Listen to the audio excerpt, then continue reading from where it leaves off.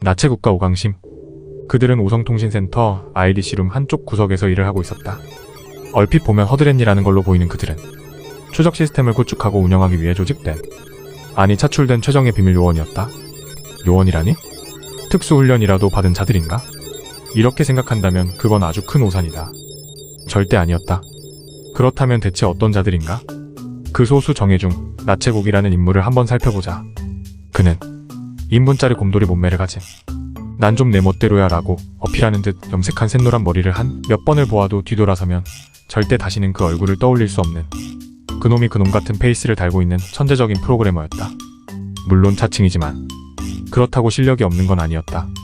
최고의 실력을 갖췄지만 공인되지 않은 실력이었다. 세상에 이런 사람들은 많지 않은가? 엄청난 실력을 가졌지만 그걸 스펙으로 쓰지 않는 사람들. 세상에 나오지 않는 숨은 고수. 진짜 실력자? 하지만 왜? 귀찮았으니. 재주와 실력을 알면 편하게 살게 하지 않는 건 당연한 것 아닌가? 주변에서 마구마구 찔러대고 또 이용하려고 했을 테니까 말이다. 원래 진짜 천재는 바보인 척하거나 진짜 실력을 숨긴다고 했다. 여러분 주변에 바보 같다고 생각하는 사람이나 이를 어리숙하게 하는 사람을 잘 살펴보시라. 어쩌면 미래의 제갈공명일지도. 여기에서 알 수 있듯 나체국의 성격은 자유분방하고 제멋대로였다. 이 천재적인 실력을 가진 프로그래머께서 왜 중요요직이나 이름만 들어도 눈이 번쩍 떠지는 곳이 아닌 오성통신 내부 통신망 전산실에서 근무할까? 그 이유가 궁금하다면 그건 위에서 말한 나체국의 성격 때문이라는 걸 알아두자. 그는 단지 조금 더 놓을 곳도 쉬운 일을 하고자 이곳에 있는 것뿐이었다. 단지 그뿐이었다. 편하게 일하고 많이 놀고 말 그대로 욜로족.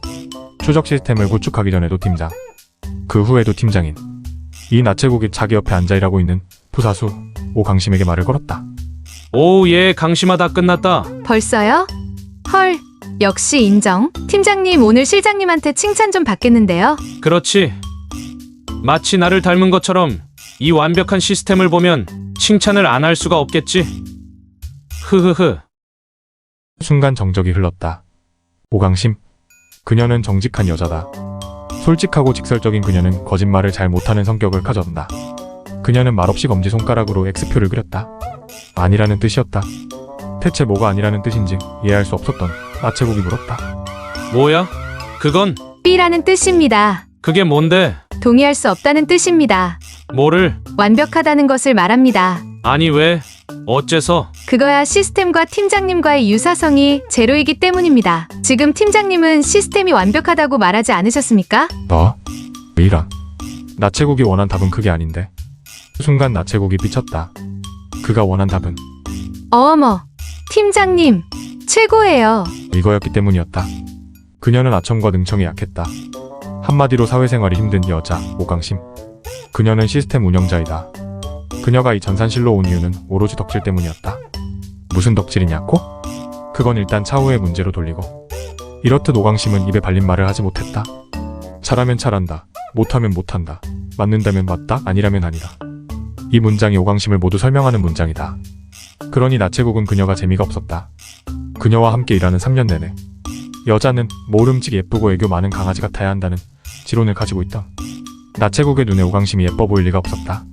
아무튼 이번에 특별히 차출된 동료로서 앞으로 어쩌면 가족보다 더 많은 시간을 보내게 될지도 모르는 바탈 추적 시스템 프로젝트에 그녀와 함께 일할 생각을 하니 나체국은 가슴에 답답증이 몰려왔다. 농담이라도 주고받아야 이번 프로젝트를 하는 동안 심심하지 않을 텐데. 지금 그의 머릿속에 가득 들어있는 생각이었다. 됐고 빨리 실장님이나 불러. 알겠습니다, 팀장님. 오강심은 벌떡 일어나 아주 큰 목소리로 외쳤다. 어디에 있는지 코빼기도 보이지 않는 실장을 부르기 위해서였다. 실장님, 다 끝났습니다. IDC 서버렉 사이로 이유 없이 그냥 배회하고 있는 은비칼의 귀로 오강심의 목소리가 꽂혔다.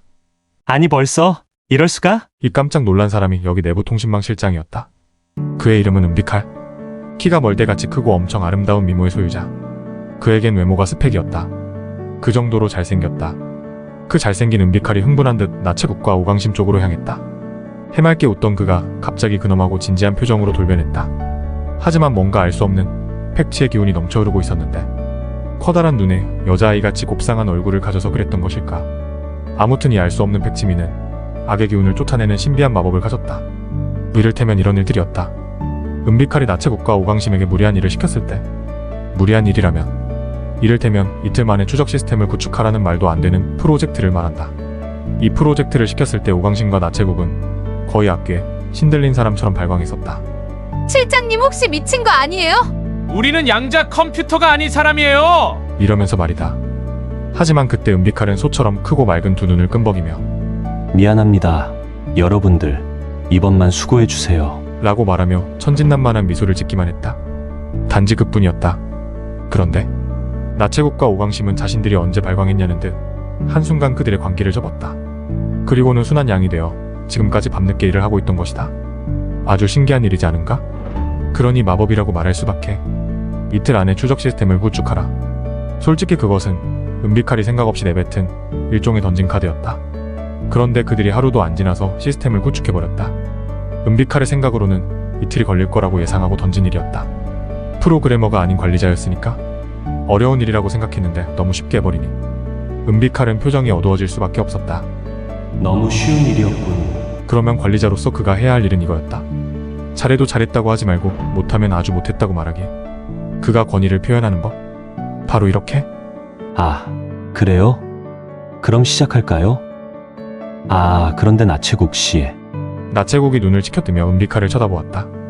그는 그 순간 본능적으로 그런데라는 말에서 직감하고 있었다. 은비칼이 있지도 않은 꼬투리를 잡아 걸고 넘어질 거라는 걸. 질 수 없었던 나체국이었다. 왜요? 무슨 문제가 있나요? 실장님? 은비칼도 만만치 않았다. 네, 그래요. 문제가 있어요. 제가 생각하기에는 시간이 좀 걸린 것 같아서요. 생각보다 그렇게 오래 걸릴 것 같지 않아 보이던데. 너무 오래 걸렸군요. 나체국이 똥 씹은 얼굴이 되었다. 말도 안 돼. 이 말도 안 되는 프로젝트를 이 말도 안 되는 시간에 완벽하게 끝낸 최고의 내 실력을 지금 무시하는 건가? 확 뒤집어 엎어버릴까? 나체국이 한 생각이었다. 나체국은 화가 났다는 듯 말없이 은비칼을 노려보았다. 물론 티 안 나게. 그러자 은비칼이 해맑은 미소를 지었다. 순간 마법이 발동했다. 나체국은 은비칼의 아이같이 천진난만한 미소를 보자 이상하게도 싫은 소리가 선뜻 나오지 않았다. 대신 내가 참아야지. 잘 모르니. 관리자이니. 라며 울분을 가라앉혔다. 나체국은 알고 있었다. 고수는 고수를 알아보고 그를 시큰 자는 그를 시큰 자를 알아보는 것처럼. 그런 상황이면 좋으련만 그것이 아니었기에 그가 할 수 있는 방법은 아무것도 모르는 자에게 내가 누구인지 말하기. 먼저 알아달라고 기다리면 도태되는 21세기. 말하지 않으면 모른다. 어필하지 않으면 알아주지 않는다. 이런 21세기 남자 나체국이 감정을 속이며 얼굴에 가식적인 미소를 띠고는 말했다. 에이 실장님. 아니 무슨 말씀을 그렇게. 그래도 저니까 이 시간에 끝낸 거라고요. 저 스톤에서 나오는 밀리미터 파의 함수 변환 작업이 까다로웠어요. 중간중간 간섭 주파수가 나와서요. 이 함수로 새로운 통신 알고리즘을 설계했죠. 이거 엄청난 건데 그게 뭐냐면 저 스톤의 출력에 반응하는 객체의 신호를 잡아내는 시스템이에요. 보세요. 이제 이 코드를 덮어 씌우기만 하면 돼요. 얼마나 완벽한지는 두고 보시면 아실 거예요. 그리고 이건 아무나 못하는 겁니다. 프로그래밍을 어떻게 했는지에 대한 것과 더불어 자신이 얼마나 근사한 실력을 가졌는지에 대한 어필을 중간중간 섞어가며 나체국이 속사포를 쏟아내듯 설명했다. 하지만 은비칼은 나체국이 하는 말을 하나도 알아듣지 못했다. 나체국이 모니터에 띄운 코드를 보여줬지만 은비칼은 볼 수 없었다. 까막 눈이었으니까. 컴퓨터 프로그래밍 언어에 있어서 은비칼은 거의 문맹의 수준을 가지고 있었다.